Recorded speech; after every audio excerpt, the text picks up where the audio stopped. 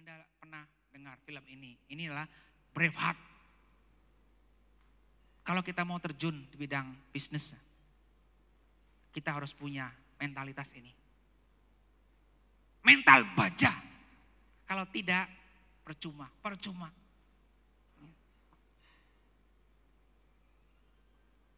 Seringkali berpikir positif, orang bilang membuat kita nggak berani fight. Kenapa? Berpikir positif seringkali diartikan sebagai menyerah pasrah, bukan. Berpikir positif artinya kita juga progresif, kreatif. Seringkali terjadi sesuatu, ya ambil positifnya sajalah, memang begini. Bukan pasrah. Justru karena terjadi ini, apa yang harus kita lakukan? Kreasi. Seringkali berpikir positif disalahartikan. Hasilnya segini, ya bersyukur aja begini. Ya kita harus bersyukur, tapi bukan berarti kita pasrah. Kita mensyukuri, tapi bukan berarti kita berhenti. Ada sesuatu yang kalau kita bisa melakukan sesuatu yang lebih baik, kenapa tidak?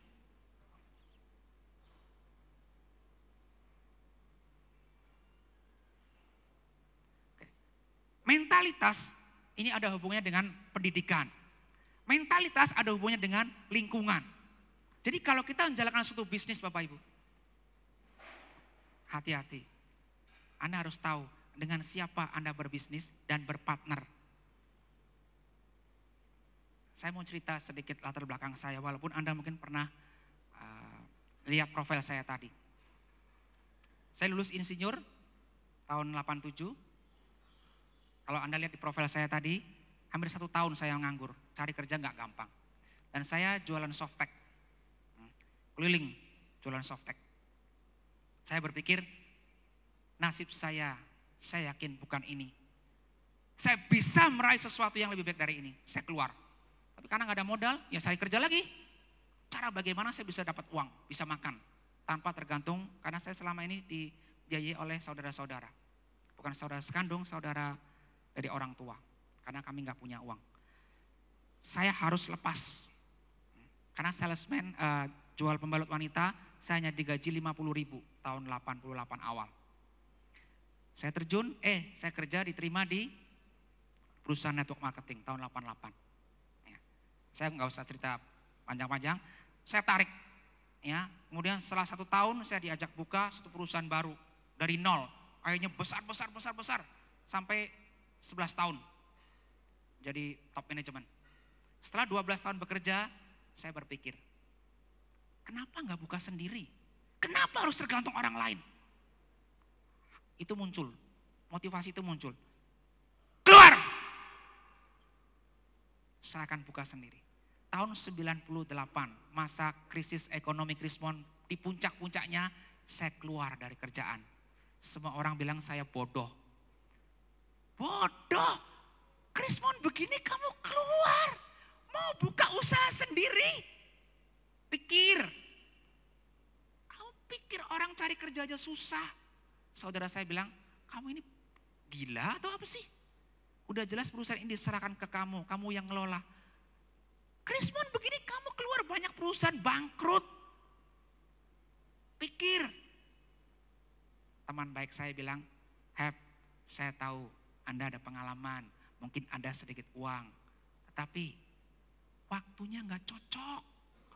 Pikir.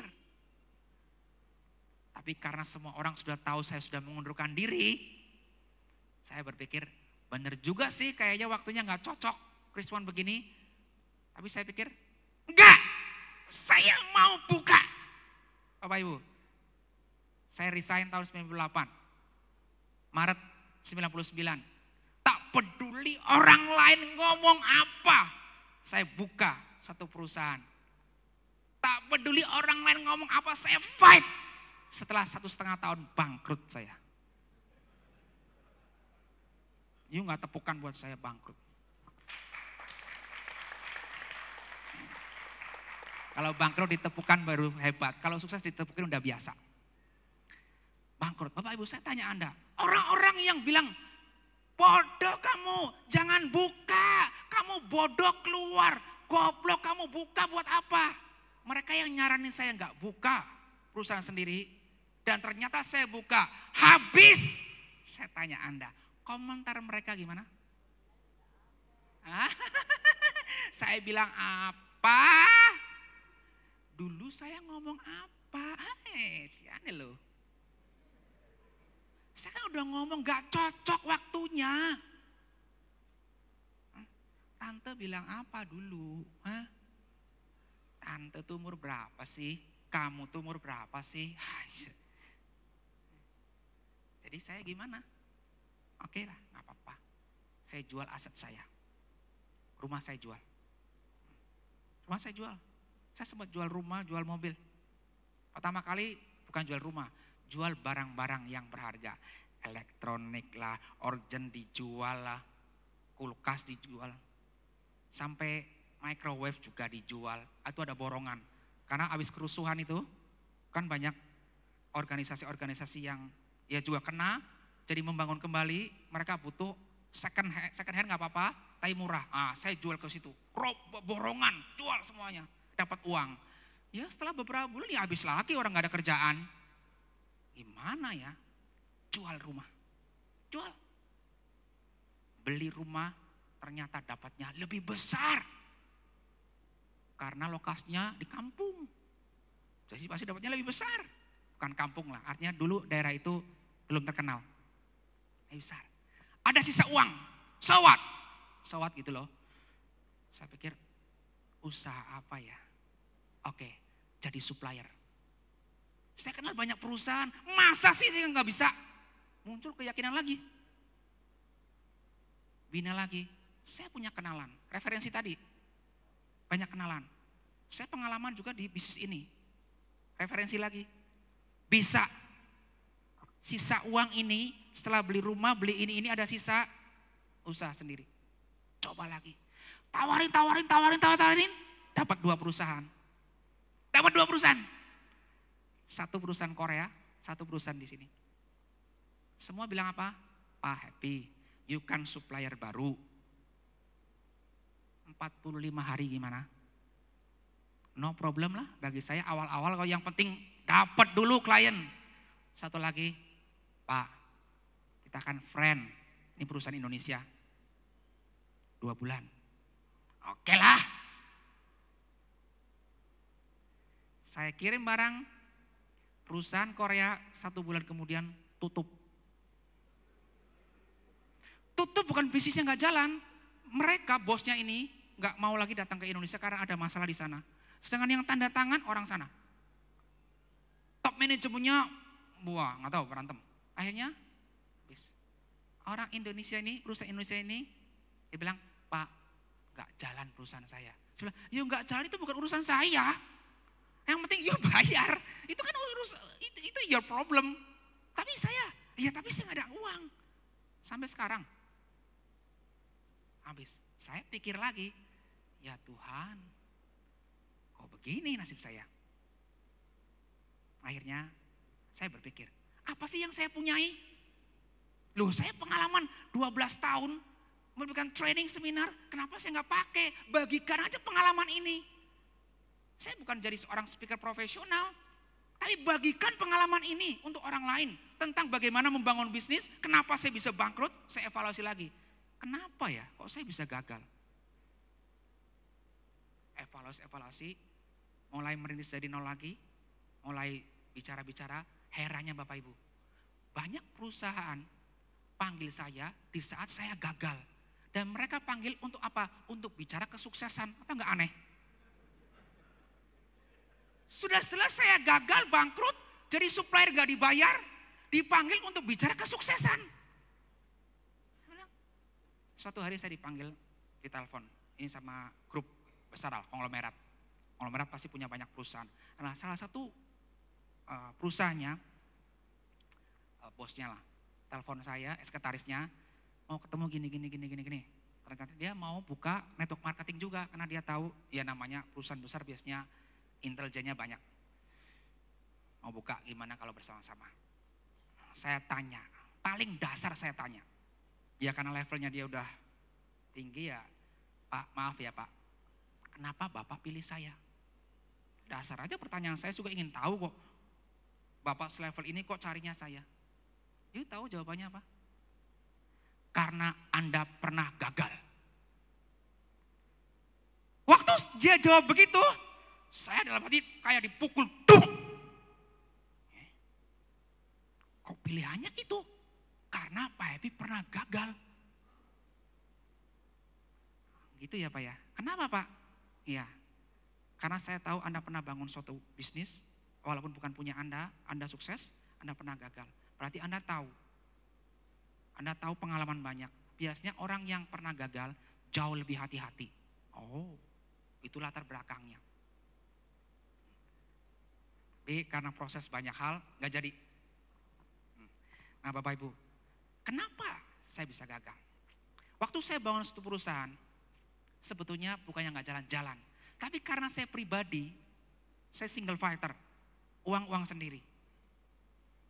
Gak bisa karena butuh dana besar. Kalau Anda ngerti network marketing itu butuh untuk promosi, untuk marketing, untuk aktivitas ini luar biasa. Maka saya butuh support, saya cari partner. Siapa yang bisa dukung saya? Saya ada pengalaman tapi gak ada uang. Ternyata ketemu Bapak Ibu, ada orang bukan punya uang saja, punya pabrik. Uangnya ya gak usah ngomong, pengen buka MLM, pengen buka network marketing. Tapi dia gak ada orang. Saya ada pengalaman tapi gak ada uang. Cocok gak Bapak Ibu? Cocok, klop, ketemu. Wah, kok bisa pas ya? Saya cari dukungan dana, produk, mereka butuh orang. Karena dia punya dana dan produk tapi gak ada orang. Pas. Ketemu paling 3 kali, go. 4 bulan tutup. Why? Dengan siapa Anda bekerja? Apes nemen Mbak ya. Apes nemen kasihan deh loh. Dengan siapa Anda bekerja? Ternyata stylenya beda Bapak Ibu. Saya tadi dari nol, ya, dari nol secara manajemen, secara ini ya begitu, terstruktur begitu. Dan saya ya akademisi. Saya gabung dengan non akademisi. You tahu versi glodok, dagang glodok. Ketemu dengan versi dagang glodok. Stylenya sudah jauh, kebutuhan sama, tapi visi berbeda, habis Anda. Jadi jangan, cocok, friend. Hati-hati. Kebutuhan sama, visi berbeda, habis Anda. Habis. Ada sisa uang. Seminar lagi saya. Karena waktu itu sejak saya gabung di perusahaan, hanya seminar internal, nggak pernah keluar. 12 tahun hanya seminar internal karena perusahaan besar, ya keluar seminar lagi. Dapat uang lagi, apalagi nih, masa gagal, itu bukan kamu saya. Saya mau membuat kamu sendiri, di dalamnya ada kesuksesan. Itu keyakinan. Tak peduli orang lain bilang ngomong apa, biarkan. Jadi yang paling gampang apa Bapak Ibu? Ambil aja bisnis yang sudah jelas jalan. Ambil franchise, betul gak? Udah jelas jalan, saya ambil franchise. Franchise apa? Saya pilih-pilih, saya ambil satu franchise. Ya buktinya jalan. Dari situ sudah jalan, baru pikir lagi, next what? Bapak Ibu, apa yang saya mau sampaikan adalah, ingat, dengan siapa Anda bekerja. Mungkin Anda punya pengalaman hebat, tapi jika Anda sudah keluar, bukan dalam, dengan siapa Anda bekerja, itu pengaruhnya luar biasa. Hati-hati. Oke, yang keenam adalah, ini tadi juga sudah disinggung oleh Pak Renal, ya, ada hubungannya dengan pikiran, visualization. Albert Einstein bilang, imagination more important than knowledge. Imajinasi lebih penting daripada pengetahuan. Apa yang saya maksudkan, Bapak Ibu?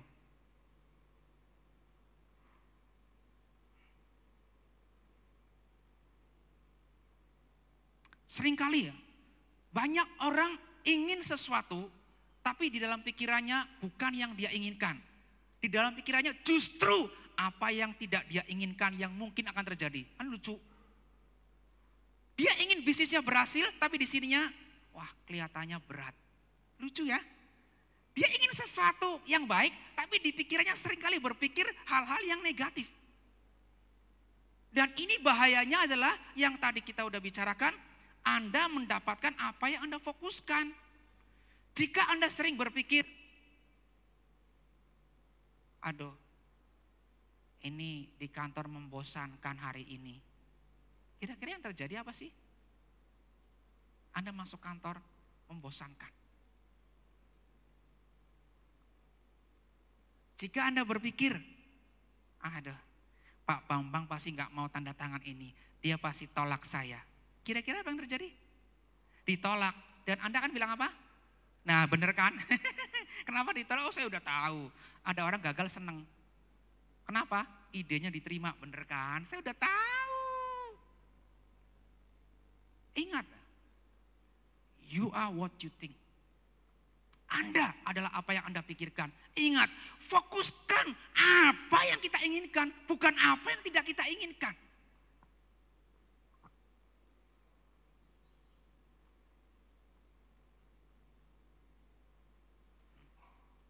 Jika Anda sering berpikir, wah ini bos saya akan marah, wah ini partner saya akan marah.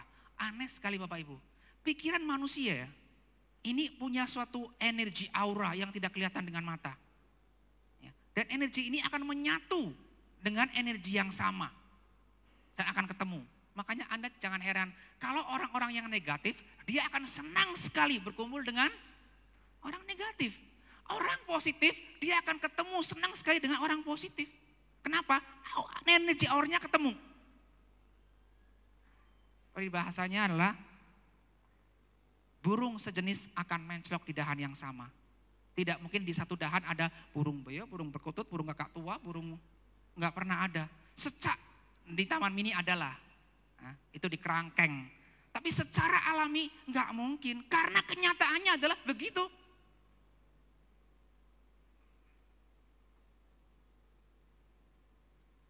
Jika Anda berpikir, saya bukan bisnis yang baik, saya pasti nggak berhasil karena bisnis ini susah sekali. Jadi apa yang terjadi? Itu yang terjadi. Ingat, you are what you think. Jadi Bapak Ibu, jika Anda ingin jadi seorang usahawan yang luar biasa, jika Anda ingin seorang jadi bisnismen yang hebat, pertanyaannya gampang, sama saja. Apa yang harus Anda pikirkan? Sama saja. Kalau Anda ingin jadi bisnismen yang hebat, usahawan yang hebat, yang dipikirkan adalah jadi bisnismen yang gagal. Ya nggak mungkin. Karena kalau Anda pikirkan gagal, itu yang terjadi fokusnya. Kalau Anda ingin jadi bisnismen yang hebat, luar biasa, nggak mungkin Anda pikirkan jadi seorang pecundang. Kalau Anda ingin bilang, saya ingin jadi bisnismen yang hebat, pikirkan, fokuskan. Ya Anda jadi bisnismen yang hebat. Saya baca suatu cerita yang luar biasa. Orang ini namanya Viktor Frankl. Dia dulunya waktu Perang Dunia Kedua, dia ditahan sama Nazi. Nazi itu kalau punya tahanan itu gila, betul-betul gila. Tahanan akan dirajah, dimasukkan ke kamar gas beracun, tidak dikasih makan, disiksa. Itu sudah biasa. Dan selama zaman Perang Dunia Kedua, tahanan Nazi itu sudah 6 juta orang meninggal karena begitu. Penyiksaannya luar biasa, sangat tidak manusiawi. Viktor Frankl adalah salah satu dari tahanan di sana. Sama juga dirajah, dimasukkan ke gas beracun, tidak dikasih makan. Tapi dia bilang begini, tak peduli apa yang mereka lakukan kepada saya. Tapi ada satu yang tidak bisa mereka ambil. Pikiran saya. Bagaimana saya merespon apa yang terjadi, apa yang mereka lakukan kepada saya. Itu yang tidak mungkin mereka ambil. Dan dia bayangkan di tengah-tengah kekacauan begitu, dia selalu membayangkan, saya jadi seorang psikiater, saya jadi seorang psikolog yang hebat, saya menyembuhkan banyak orang, saya ikut seminar yang luar biasa. Dia selalu membayangkan begitu. Teman-temannya, waktu ditanya, "You sedang apa?" Karena dia seringkali melamun, membayangkan. Saya sedang membayangkan jadi seorang psikolog yang hebat. Saya sedang membayangkan ikut seminar yang luar biasa. Saya sedang membayangkan lagi terapi banyak pasien saya. Teman-temannya bilang orang ini sudah gila. Dan akhirnya teman-temannya sudah banyak yang meninggal. Dan setelah perang dunia selesai, dia selamat, betul. Tadi yang Pak Renal cerita itu, memang betul. Anda mendapat apa yang Anda fokuskan. Dia jadi seorang psikiater. Dan ilmunya lah logoterapi. Dan terkenal di dunia. Logo itu jiwa.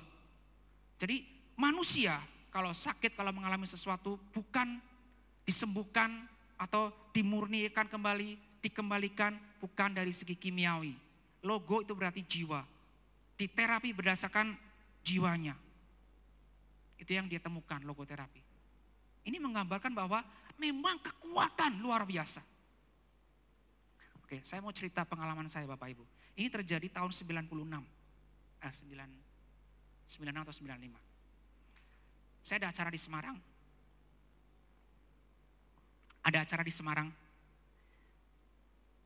Dulu Merpati itu go show, nggak bisa pesan tiket ya. Kalau sekarang pesan tiket. Dulu kalau Semarang dan Surabaya itu direct go show.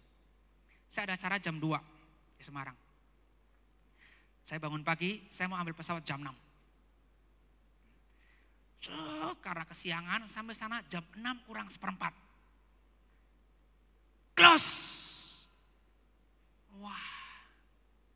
Pesawat berikutnya jam 8, jam 11. Setelah itu sore. Wah, ya udah jam 8 deh, nggak apa-apa. Karena jam 6 baru lewat, jadi tidak ada yang mengantri. Jadi orang yang ngantri pertama, saya di depan. Saya beli koran, baca. Karena jam 6 masih kosong. Loket juga masih tutup karena bukanya setengah jam sebelum boarding. Tunggu, makin siang, 6:30 mulai ngantri panjang. Dan saya paling depan, ada 2 loket, panjang, saya sebelah kiri. Saya lihat di belakang, rasain loh. Tiba-tiba satpam dari dalam keluar. Bapak Ibu, yang di sebelah kiri pindah jalur sebelah kanan. Karena sebelah kiri komputernya mati. Saya lihat jalur sebelah kanan, ya ampun, panjang. Saya ke nomor 1 mana mungkin dia mau. Wah, langsung. Saya waktu itu lemasnya. Ya Tuhan, gini lagi. Saya langsung berpikir, wah apa yang saya lakukan ini. Saya belajar ini. Albert Einstein. Imagination more important than knowledge. Yang saya pikirkan adalah, karena bagi saya sudah tidak bisa lagi. Karena di situ sudah keadaannya sudah begini. Saya berpikir ya, ini yang rusak bukan komputer sini, yang rusak komputer sana. Oh ini staf merpatinya datang ini. Datang 2 orang nanti, dia akan, komputer sini yang rusak. Nanti akan datang ini. Saya hanya pikirkan, itu berapa menit, pikirkan. Kayaknya bukan komputer ini komputer sini yang rusak. Sini, nanti pasti stafnya datang ini. Dia pakai baju biru, cewek ini 2 orang akan datang. Nanti akan tanya saya, pesan berapa tiket. Tiap menit saya pikir. Tapi namanya manusiawi Bapak Ibu. Setelah pikir kuat, begitu lihat belakang, itu bisa pudar, bisa hilang, kembali. Enggak, ini komputer sini, yang benar sini.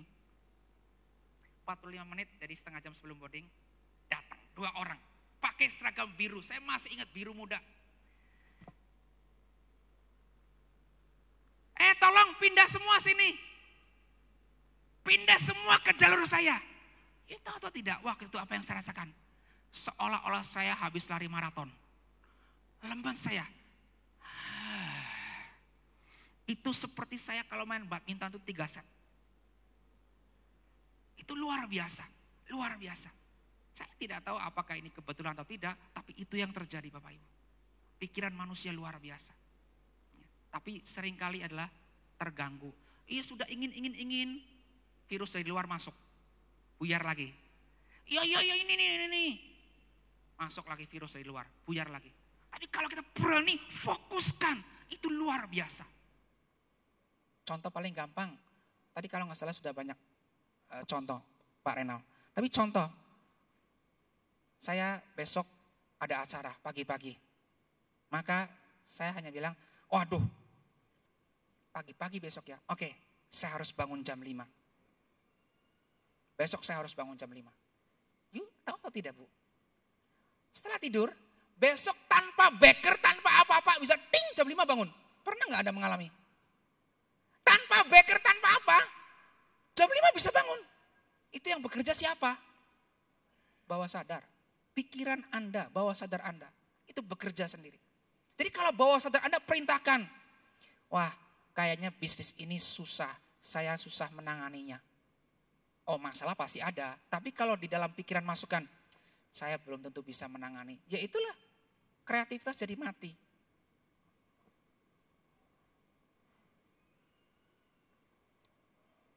Step berikutnya adalah, ingat, sudah banyak teori, sudah banyak hal dipersiapkan, kurang satu, action.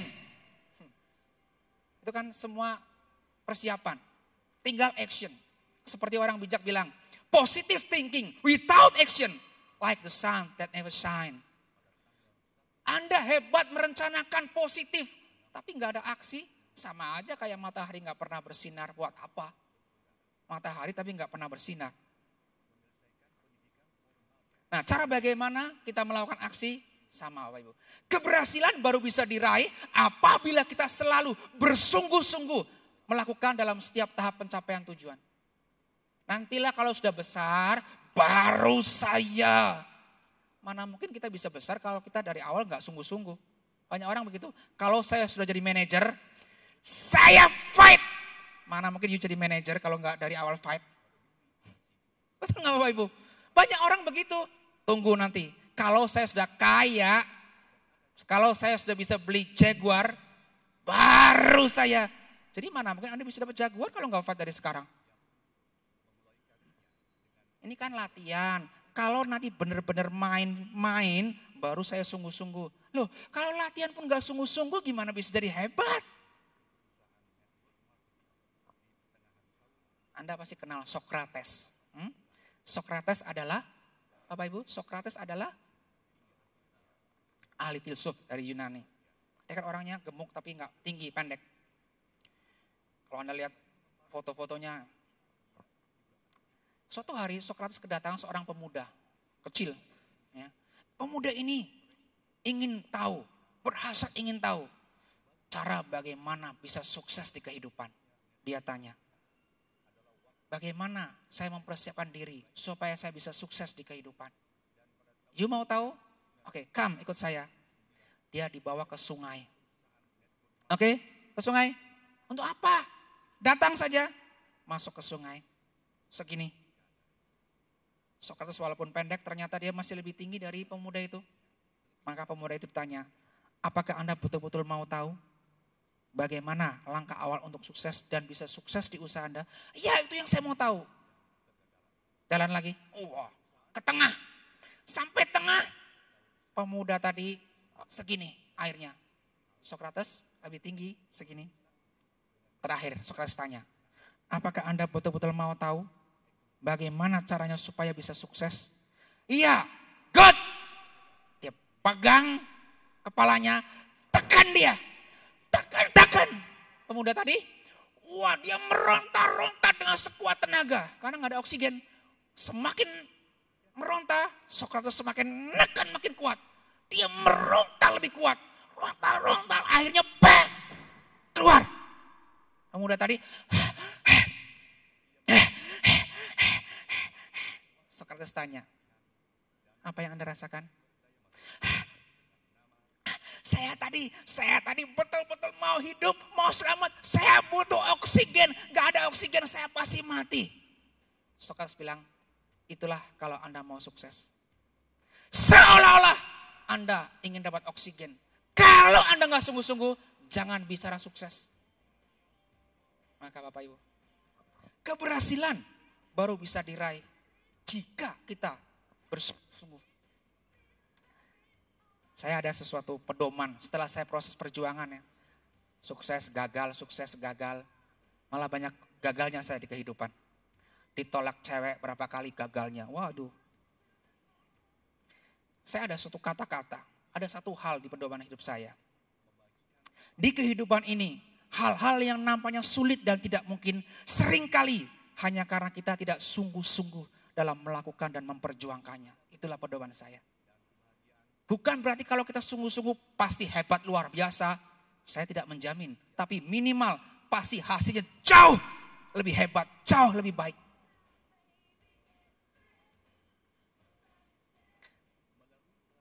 Ini contoh-contoh saja Bapak Ibu. Pak Junaidi banyak bukunya juga sudah terbit di koran, di majalah tentang dia mendapatkan award 2 kali kalau tidak salah. Ya, setelah saya sarikan, kenapa dia bisa sukses? Ternyata iya dia punya visi yang jelas. Dia tekun dalam bekerja, dia fokus. Dia bilang produk harus bermutu, dijangkau pasar. Mengenal medan bisnis yang kita geluti.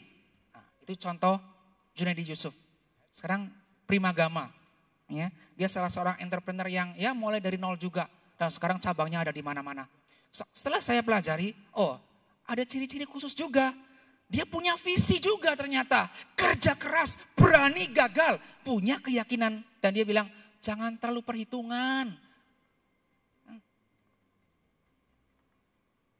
Ini contoh-contoh saja. Tentu saja masih banyak yang lain. Mungkin saja yang hadir di sini jauh lebih hebat dari mereka. Jauh lebih hebat dari saya. Bisa saja.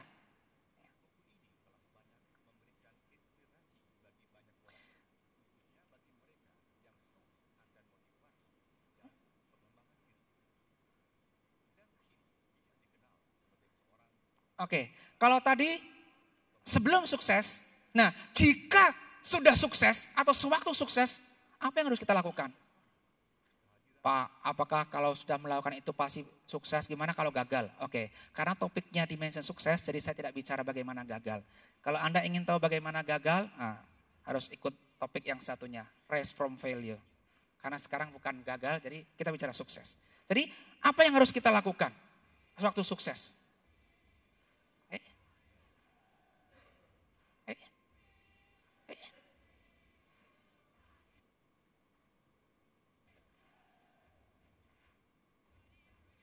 Oke, yang pertama adalah tahu mengapa Anda bisa sukses. Jika Anda tahu mengapa Anda bisa sukses, menurut saya itu sesuatu yang luar biasa. Karena banyak orang bisa berhasil ke satu tahap, dia sendiri nggak ngerti.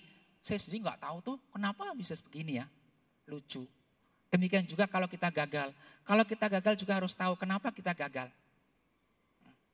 Waktu saya gagal saya merenung, kok saya bisa begini ya? Ada sesuatu yang salah dalam diri saya. Ada sesuatu hal yang harus saya perbaiki. Kalau kita gagal dan kita tahu kenapa kita gagal, bagi saya itulah suatu kemajuan yang luar biasa. Tapi kalau kita gagal, kita sendiri nggak tahu kenapa kita gagal, itu masalah besar. Karena pasti kita akan masuk di lubang yang sama. Dan itu pengalaman saya. Demikian juga kalau kita sukses.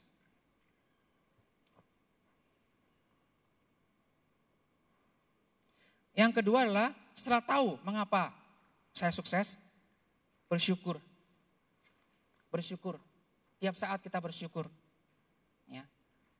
Cara bagaimana kita bersyukur? Menghargai. Menghargai apa yang kita dapatkan, menghargai orang-orang. Kalau kita nggak bisa menghargai, kita nggak mungkin bisa mensyukuri. Itu hukum alam. Kenapa banyak orang nggak pernah mensyukuri? Karena nggak pernah menghargai apa yang sudah diperjuangkan, nggak pernah menghargai orang-orang yang membantu kita, nggak pernah menghargai apa yang Tuhan berikan kepada kita. Maka susah sekali untuk bersyukur.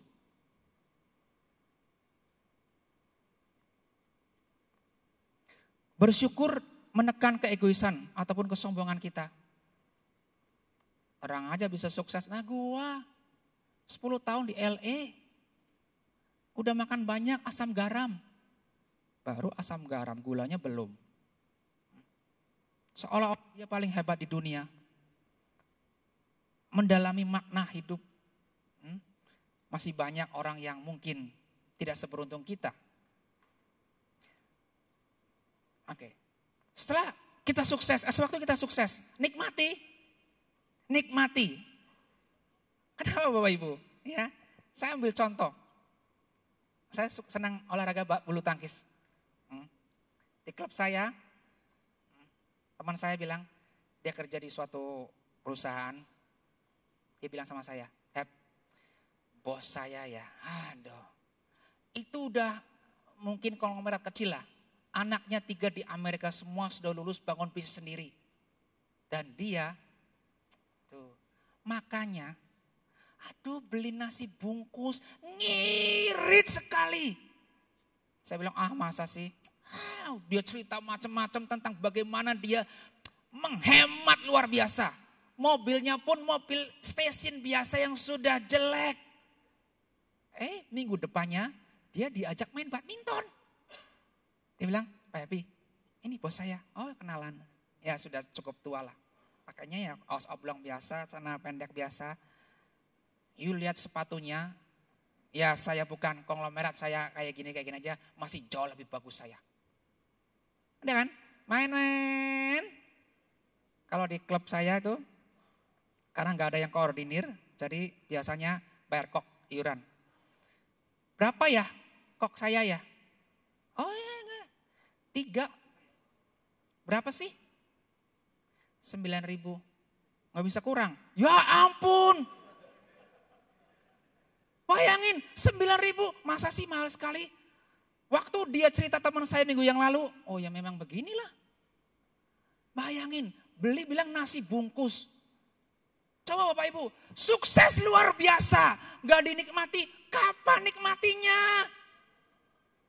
Nikmatinya kapan? Setelah dipanggil, mau nikmati sama siapa? Sama cacing. Juga cacing yang nikmati, kita enggak. Jadi untuk apa hidup ini? You berjuang susah-susah. Tapi enggak apa-apa, ngirit. Bayangkan anaknya 3 di Amerika sudah punya perusahaan sendiri. Link dengan Indonesia, dia kayak gitu. Saya bilang, untuk apa kita kerja keras sih? Ya mungkin nikmati jalan-jalan ke luar negeri. Ya. Saya tidak bilang kita harus foya-foya, bukanlah. Ya. Tapi nikmati apa yang sudah kita perjuangkan. Mau beli mobil, belilah. Ya, sudah sukses kok, itu hak kita. Ini contoh saja. Oke, sewaktu Anda sukses, ingat, menghargai dan mengendalikan diri. Karena Bapak Ibu, you lihat dari tadi ketawa kenapa? Matanya ya. Nah, you harus mengendalikan diri. Saya sering dipanggil untuk perusahaan motivasi ini, untuk public seminar. Nah, saya banyak kenal Bapak Ibu. Orang-orang termasuk ada beberapa teman saya. Dia sudah berjuang sampai akhirnya berhasil usahanya. Atau di suatu perusahaan, dia berjuang, dia langsung ke GM. Sayangnya, masalah ini gak bisa mengendalikan diri. Saya ambil contoh Bapak Ibu. Sudah sukses, banyak uang, life start from 40. Setelah 40 mapan, tapi sayangnya satu lagi istri. Enggak bisa mengendalikan diri. Siapa tidak kenal Mike Tyson? Mike Tyson lahir di Brooklyn, New York. Itu daerah yang paling keras, yang banyak perampokan, pemerkosaan dan sebagainya. Ya. Kemudian diambil oleh seorang pelatih. Namanya Cus D'Amato, tahun 80. Dilatih, Cus D'Amato ini terkenal seorang pelatih yang keras, disiplinnya sangat-sangat tinggi. Maka banyak petinju tidak suka sama dia. Karena keras. Keras bukan karena tidak manusiawi, karena mau mendidik anak didiknya menjadi orang yang benar. Dan Mike Tyson dididik oleh dia. Dan hasilnya apa? Tahun 86 dia menjadi juara versi BBC. Tahun 87 versi BBC, WBA, IBF. Semua badan tinju dunia dilahap semua. Dan Anda lihat kan 33 kali bertanding, 27 kali KO dan kebanyakan ronde pertama. Ini kan si leher beton ini prestasinya fantastik sekali. Total pendapatannya waktu itu $400 juta Bapak Ibu. Coba, untuk beli apa itu $400 juta? Hanya berapa tahun saja. Dan kredo suksesnya waktu ditanya, kredo sukses Anda apa? Dia bilang apa? Akulah Mike Tyson. Siapa tidak kenal aku? Tinggi sekali. Tahun 91 di penjara selama 3 tahun. Why? Karena kasus pemerkosaan. Setelah keluar, tanding lagi. Sorry man, no way, kalah. Bapak Ibu, dia fisik luar biasa kuat. Tapi mentalitas ternyata tidak sekuat itu. Dia gak bisa mengendalikannya. Dan tahun 2004, bayangkan Bapak Ibu, 400 juta, bukan rupiah loh, US. Tahun 2004, hanya berapa tahun dia sekarang utang $40 juta. Kenapa? Sejak Kusdi Amato meninggal, dia didekati orang-orang terbaik dalam tanda kutip, yang memanfaatkan orang ini dengan pergaulan yang bebas yang sama sekali di luar pendidikan Gus Amato. Habis dia, habis. Dia nggak bisa mengendalikan apa yang sudah diraihnya. Bayangkan, selevel ini, seorang olahragawan yang akhirnya sukses luar biasa, $400 juta, masih memerkosa. Mentalitas. Dia nggak bisa mengendalikan kesuksesannya.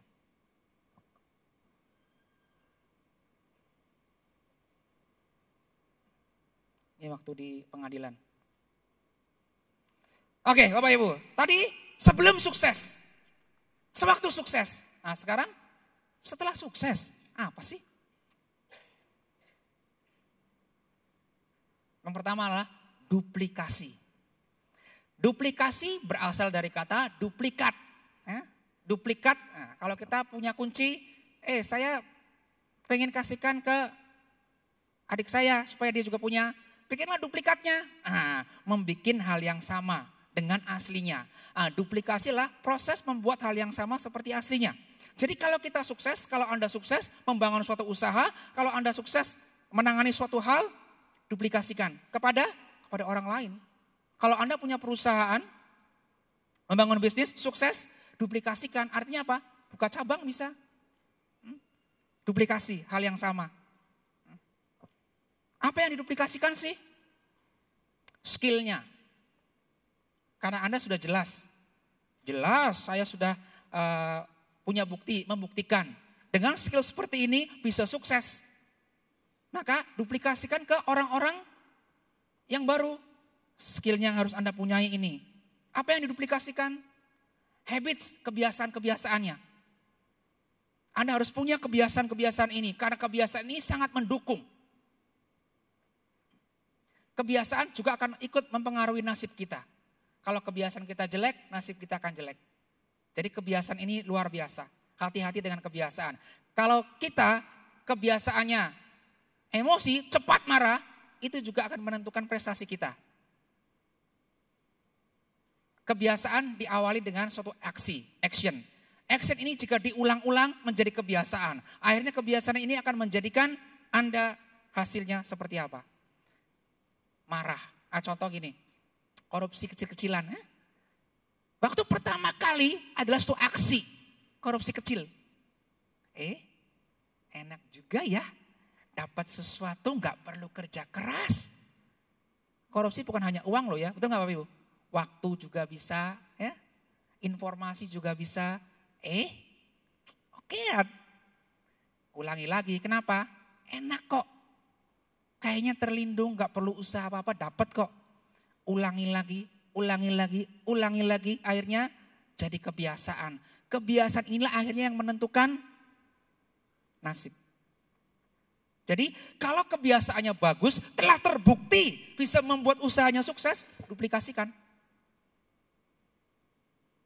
Culture, budaya. Tadi Pak Rena sudah singgung ya.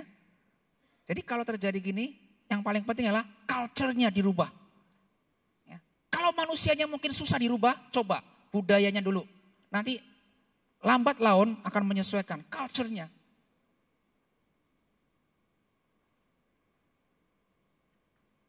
Peng-peng. Apa itu peng-peng? Nah, bahasa Hokian ya Pak katanya. Kata dia bahasa Hokian. Oke, Bapak Ibu. Ingat Bapak Ibu, kita harus menduplikasikan. Ya, setelah sukses, udah terbukti. Seringkali terjadi begini. Yang kita berikan, saya banyak belajar dari orang-orang yang terjun di network marketing. Banyak orang yang sudah sukses, dia menduplikasikan tidak semuanya. Kenapa? Belajar dari cerita silat zaman dahulu. Contoh Ko Ping Ho. Seorang guru memberikan ilmunya kira-kira berapa persen? Jarang yang 100% kan? 80%. Why? Karena kalau sama, ntar saya kalah. Jadi diberikan 80%. Masih ada simpenan. Akhirnya yang dia dapat ilmunya 80%, suatu hari dia jadi guru lagi, diberikan ke muridnya berapa persen lagi? 80% lagi. Berkurang lagi. Sama ini terus berulang. Kenapa? Ini ada hubungannya dengan jiwa besar. Kalau kita nggak mau berikan, ya, seringkali kita menganggap kita ini tahu semuanya, yang paling hebat. Mereka nggak akan tahu. Tapi dengan keadaan seperti sekarang, siapa sih yang nggak bisa tahu? Kalau memang ini untuk usaha kita, aplikasikan. Kita belajar lagi. Kecuali diberikan ke pesaingnya, itu salah. Tapi kalau untuk kemajuan kita, jaringan kita, kenapa tidak? Kemudian balas budi. Ya. Setelah kita sukses, karena saya yakin kita bukanlah manusia super yang bisa melakukan banyak hal di setiap waktu. Saya yakin itu. Hanya dengan mengandalkan diri sendiri. Untuk sukses kita membutuhkan orang lain. Tidak ada orang yang hebat sendirian di dunia ini. Jadi karena kita sukses akibat dari bantuan dari banyak pihak orang lain. Ingat, balas budi. Dan ada seorang bijak bilang begini, barang siapa menolong hendaknya jangan selalu mengingat. Dan barang siapa ditolong, hendaknya jangan melupakan. Setuju gak Bapak Ibu? Kalau Anda pernah ditolong, jangan lupakan dia. Karena Anda pernah ditolong. Tapi kalau Anda menolong, tidak perlu diingat. Yuk tahu kenapa dia sekarang sukses? Karena dulu kalau gak saya tolong, bangkrut. Karena saya aja dia bangun. Coba dulu saya gak tolong. Diumumkan ke seluruh dunia. Kenapa dia sukses? Sampai dadanya tipis gak ada penggunanya. Saya, itu karena saya. Tolong aja. Kalau begitu berarti waktu dia menolong gak tulus. Betul gak? Gak tulus. Kita mau menolong orang, kita berempati. Bukan bersimpati. Kalau simpati itu kasihan. Simpati seringkali mencekik. Kalau empati beda. Empati adalah saya membayangkan diri saya seperti dia. Kalau saya jadi seperti dia, nggak enak, oke, bangkitkan dia. Paling gampang gini, simpati beri ikan. Tapi kalau empati beri kail, itu beda. Ya, kita berempati, saya menolong dia demi kebaikan. Masalah dia ingat atau tidak, itu urusan dia. Kalau dia lupa dengan kita, Tuhan tidak pernah lupa dengan kita. Give to give. Ya. Prinsipnya adalah saya memberikan sesuatu. Aduh Pak, zaman sekarang jangan bicara itu. Bohong itu. Saya juga tidak percaya. Kalau kita nggak bisa, ini masalah pilihan kok. Mau atau enggak?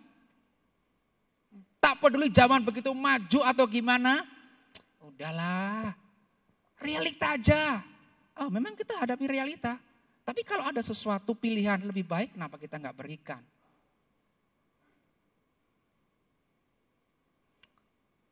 Dan ingat, setelah sukses, berani menentukan tujuan yang lebih besar. Iya, sudah tercapai, sudah jelas. Kita ingin lebih berkembang lagi, tentukan tujuan yang lebih besar. Masa tujuannya lebih kecil kan nggak lucu. Tujuan yang lebih besar bukan berarti kita mau menyombongkan diri. Nah, kita juga ingin hasil yang lebih besar untuk aktualisasi diri juga. Potensi kita juga harus kembangkan, aktualisasi diri.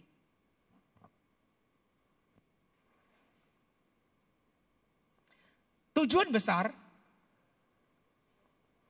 akan membuat kita semangat besar. Semangatnya besar. Tujuan kecil, semangat juga kecil. Ya. Jadi orang-orang yang di kehidupannya punya semangat besar, saya tahu di dalam dirinya ada sesuatu yang besar yang dia ingin raih. Sebaliknya orang yang gak punya semangat, something di dalamnya juga tidak ada. Semangat besar, tujuan besar membutuhkan perjuangan yang besar.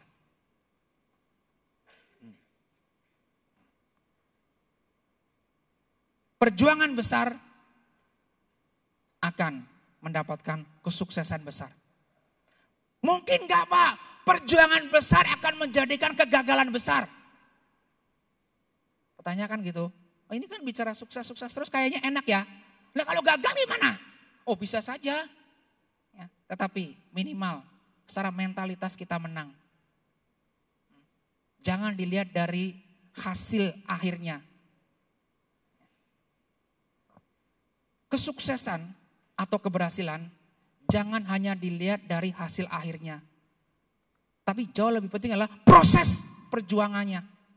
Lewat proses perjuangannya itulah harga yang luar biasa. Yang bisa kita dapatkan, kita raih, kita manfaatkan untuk tujuan-tujuan yang lainnya.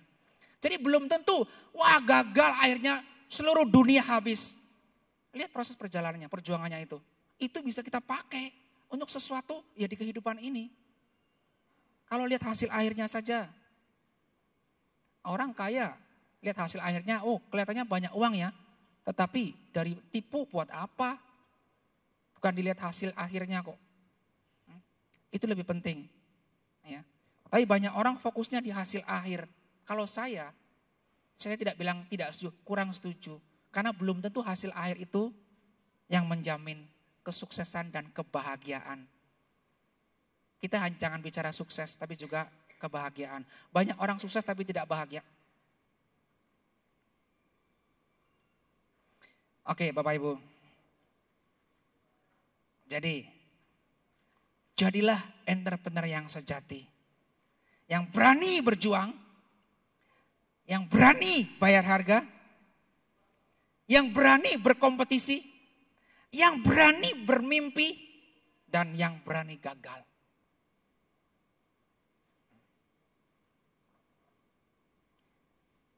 Untuk nutup session saya mau cerita. Ini terjadi di suatu seminar. Seminar seperti ini. Sewaktu break, makan siang, ya banyak makanan kan. Tiba-tiba ada satu ekor lalat besar masuk, hijau.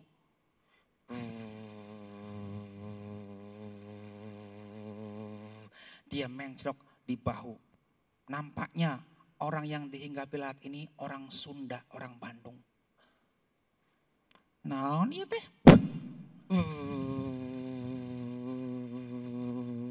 Dia menclok di orang Surabaya. Ciancop. Dia menclok di orang dari mana? Makassar. Makassar. Orang Solo. Iya, opo toh?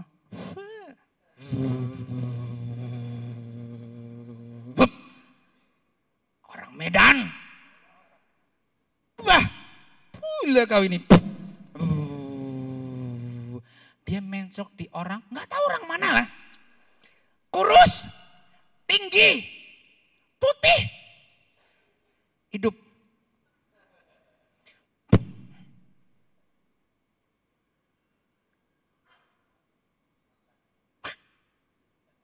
Tangkap.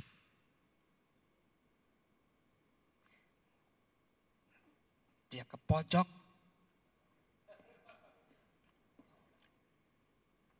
Selesai. Dia senang-senang menikmati makan lagi. Tiba-tiba satu lalat lagi lebih besar masuk lagi.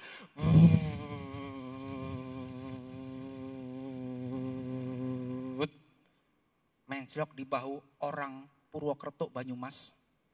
Idila laler ijo deni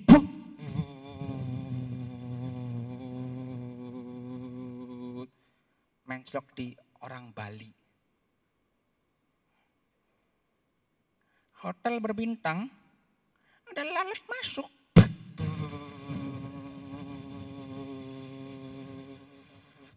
Namanya siapa? Kamal. Kamal. Menclok di orang, namanya Pak Kamal. Pak Kamal langsung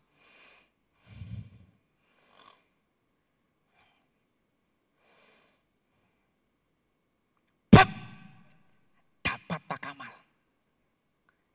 Makan? Enggak. Dia langsung cari orang yang putih tadi.